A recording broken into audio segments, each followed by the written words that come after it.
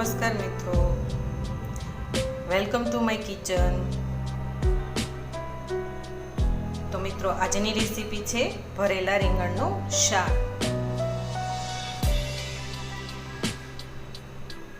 તો ચાલો બનાવવાનું શરૂ કરીએ ભરેલા રીંગણનું શાક. તો મિત્રો, તમે જોઈ શકો છો કે અહીંયા જે મેં છે તે રીંગણ નાના નાના લીધેલા છે. પછી તેને વચ્ચે આ રીતના કટિંગ કરી લેવાનું છે. 4 ભાગ કરી લેવાના છે, જેથી કરીને આપણો જે મસાલો છે તે અંદર સરસ મજાનો ભરાઈ જાય. તમે જેટલા વ્યક્તિ હોય તેટલા તમે રીંગણ લઈ શકો છો. તો મેં અહીંયા 3 રીંગણ લીધેલા છે, તેને પણ આ રીતના 4 ભાગ કરી લીધેલા છે. અહીંયા મેં એક નાનું બટેટું લીધેલું છે, તેને મેં આ રીતના મોટા મોટા ટુકડા કરી લીધેલા છે. તો મેં એક નાની વાટકી સિંગનો ભૂકો લીધેલો છે, એક નાની વાટકી બેસનનો લોટ લીધેલો છે, ધાણા લીધેલા છે, લીંબુનો રસ લીધેલો છે અને વરિયાળી લીધેલી છે. તો હવે આપણે એક બાઉલ લઈશું. હવે તેમાં આપણે જે સિંગનો ભૂકો લીધેલો છે તે એડ કરીશું. બેસનનો લોટ એડ કરીશું. 1 ટેબલસ્પૂન વરિયાળી લીધેલી છે તે એડ કરીશું. 1 ટેબલસ્પૂન હળદી પાવડર એડ કરીશું. 1 ટેબલસ્પૂન હિંગ એડ કરીશું. 1 ટેબલસ્પૂન ધાણા જીરું પાવડર એડ કરીશું.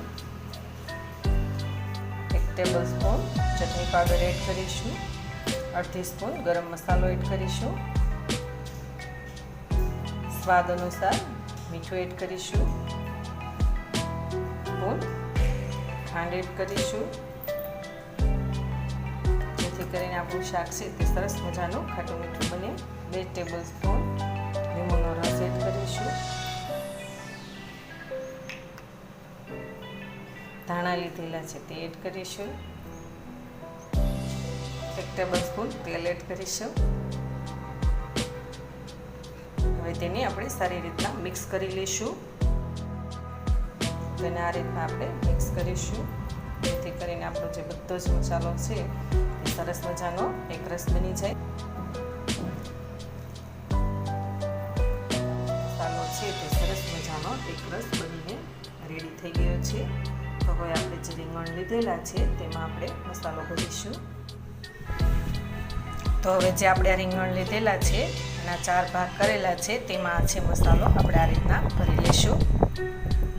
આ રીતના ભરવાનો છે.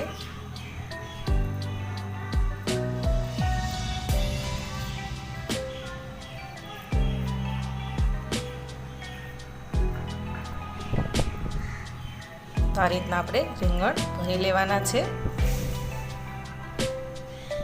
ભરીને રેડી થઈ ગયા છે. તો હવે તેનો આપણે વઘાર કરીશું. પ્રેશર કુકર મૂકીશું.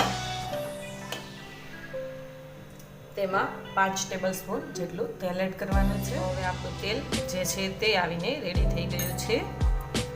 1/2 સ્પૂન જીરું એડ કરીશું. 1 ટેબલસ્પૂન હિંગ એડ કરીશું.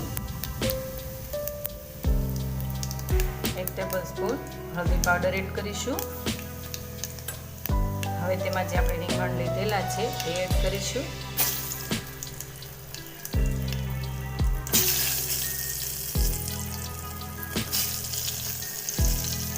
જે બટેટા લીધેલા છે તે એડ કરી દઈશું.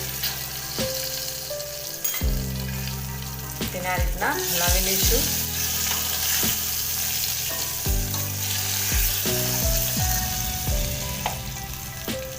અડધી સ્પૂન મીઠું એડ કરવાનું છે.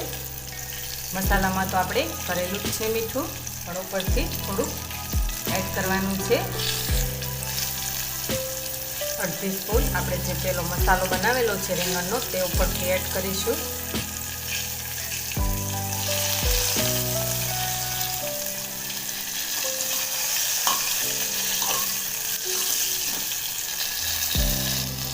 પાણી એડ કરવાનું છે થોડુંક.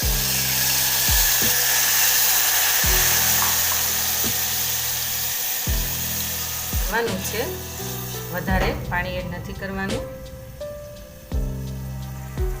અને આપણે એક જ સીટી થવા દઈશું, કેમ કે આપણું રીંગણ અને બટેટું છે તે ઝડપથી ચડી જાય છે. તો હવે પ્રેશર કુકરનું ઢાંકણ આપણે દઈ દઈશું. ગેસની ફ્લેમ છે તે આપણે ધીમી રાખીશું, જેથી કરીને આપણું જે શાક છે તે સરસ મજાનું ચડી જાય અને તેની અંદરનો જે મસાલો છે તે નીચે બેસી ન જાય. તો હવે આપણું જે શાક છે તે સરસ મજાનું બનીને રેડી થઈ ગયું છે. તો તેને હવે આપણે એક બાઉલમાં લઈ લઈશું. તો હવે આપણું જે શાક છે તે સરસ મજાનું બનીને રેડી થઈ ગયું છે. તો મિત્રો, તમને આ રેસીપી ગમી હોય તો લાઈક કરજો, શેર કરજો અને સબસ્ક્રાઈબ કરજો. નમસ્કાર.